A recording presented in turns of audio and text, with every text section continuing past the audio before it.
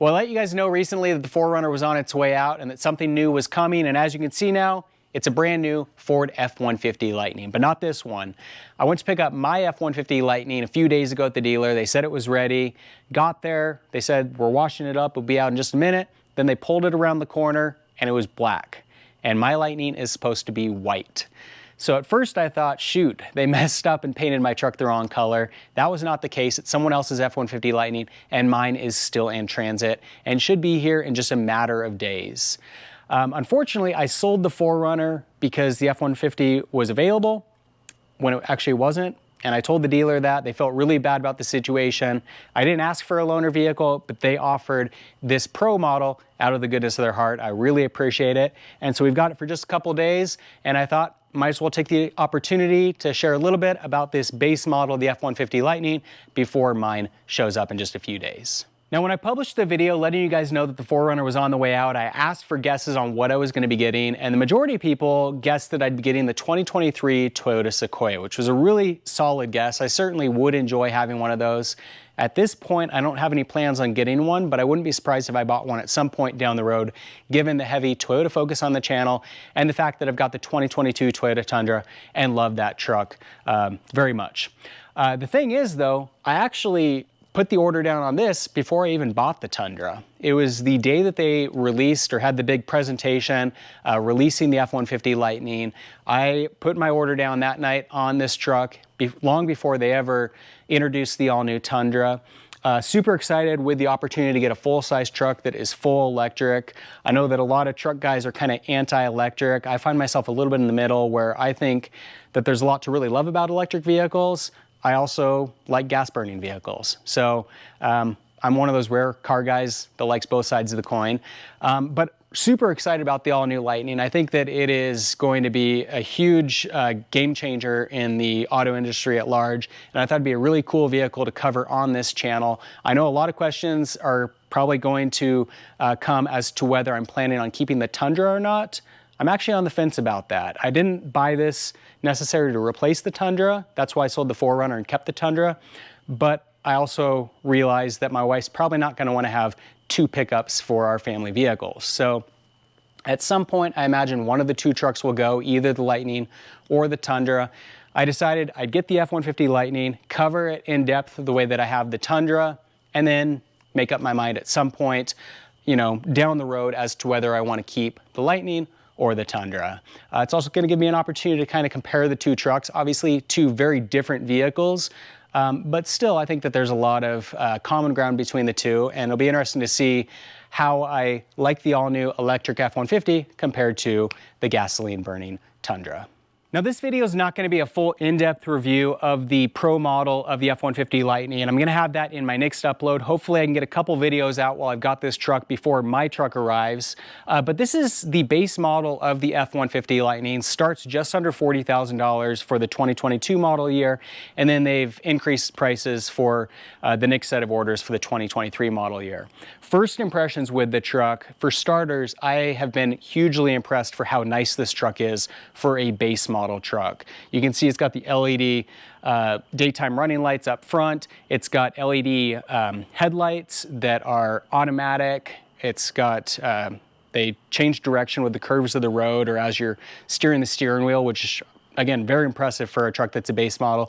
It's got all the safety features that I've got on my Tundra in terms of lane keep assist, automatic braking. Inside, it's got a huge LCD screen, absolutely massive for a base version of a truck. A lot of other really nice features. You know, other than the fact that it's got, you know, the black bumper up front and in the back, and then inside it's got kind of the vinyl seats, you would have no idea that this was a base model truck. And it's certainly a great option for somebody that wants to get into an all-electric truck and not spend a lot of money. I could see getting one of these and making a few modifications, and it would be a very nice truck. Nobody would suspect that it's a base model truck. I'm also impressed with the base wheel package that we get on the Pro model. I think it's a pretty nice looking setup for an electric vehicle, especially. Reminds me a little bit of the wheels that you get on the Crosstrek and some of the TRD off-road models of the Tacoma. It's got kind of the mix of the black and the chrome, and I think it's a nice looking setup. Obviously, this truck has a pretty extreme rake on it. I think a leveling kit would do a lot for it, and all-terrain tires would also look really nice, but even in base form, it's not all that bad. I think it's a pretty good looking truck, and I think that there's a lot of people that drive fleet vehicles, whether that's for a construction company, if you work for the government, you know, just any company that's got, you know, your basic work trucks, they're gonna love these. They're, you know, pretty sweet, again, in terms of the features. And then especially the way that it drives. This thing is super smooth, obviously very quiet, but the most amazing thing about it is the powertrain. It is insanely fast. I cannot believe how quick it is. I have been really excited to drive one and to just lay down on the gas pedal and see what can it do. And the first day that I was driving it, I had my kids in the back seat, so every time that I accelerated hard, they were freaking out, basically on the verge of tears, so I couldn't really push it that much. But even so, I was a little scared to accelerate hard. It just doesn't feel right to be driving something that is a truck and, you know, has a somewhat high center of gravity and yet is just insanely quick. Now, obviously, because of the battery pack, the center of gravity is probably not as high as I assume it to be, but it still feels weird to drive something this big, this bulky, that is so incredibly quick. The other thing that has been kind of interesting driving it is I've had electric vehicles before. I had a Chevy Volt, which is a plug-in hybrid, so gasoline and electric. And then I also had a Volkswagen e-Golf, full electric. And in those vehicles, I love the fact that they were electric. They're quiet, they're smooth, very quick.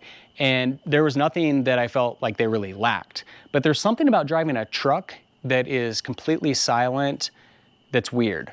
Because you're used to trucks being really loud and having some of that character where you hear the exhaust and you hear the engine.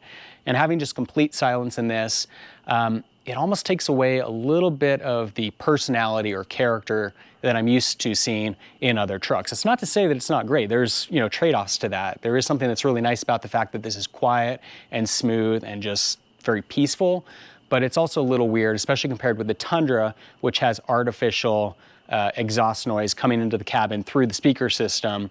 You're going from one extreme to the other. So you can see inside, this feels like a premium truck. Again, for a truck that starts under $40,000 and is full electric, it's amazing how nice this base model of the F-150 Lightning is. It's got this massive screen, it's got Apple CarPlay, we've got dual zone climate control here, and it just feels very nice. Now I will say that I'm not crazy about, how would we say, kind of, not necessarily the build quality of the truck, but the attention to detail. There's a lot of details in the Tundra where I feel like Toyota put a lot of effort into really giving it some personality and character and kind of a premium feel.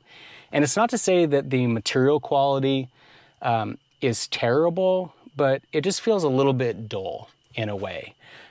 Again, for a base model truck, hugely impressed with the interior on this truck. Again, from a feature standpoint and a design, you know, if you're working for the highway department or a city government or, you know, police department or something, you're driving one of these trucks, you're gonna absolutely love it. As a personal vehicle, that's where I start to question a little bit. And again, this is just the base model. So as you get into the higher end trim packages, the XLT, the Lariat, and the Platinum model, you're gonna get a lot more features, you're gonna get a lot more premium feel. So I'm really curious to see on my truck how it compares to this base Pro model. So those are just a few of my initial reactions of the all-new Ford F-150 Lightning, but in my next upload, I'll do a full in-depth review of this truck and go through everything on it, give you a real close look at what the Pro model is like, and then hopefully very shortly after that, I'll be able to give you a full look at my new F-150 Lightning. Love to hear what you guys think about this truck in the comments section below, and for more videos of the all-new F-150 Lightning, be sure to subscribe. In the meantime, thanks for watching.